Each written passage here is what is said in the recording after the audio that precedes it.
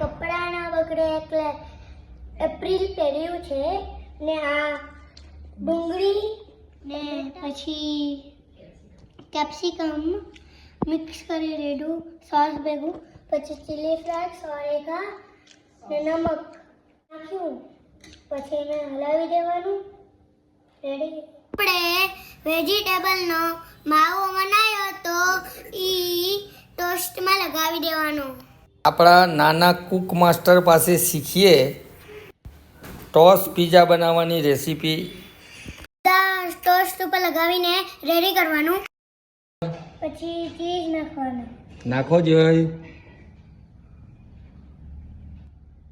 સરસ.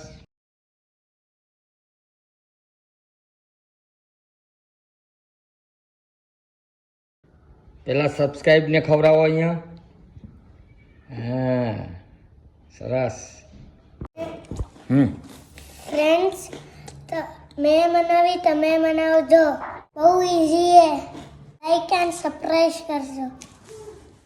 મિત્રો, મારી ચેનલ ઉપર આવા નવા વિડીયો મોકલતો રહીશ.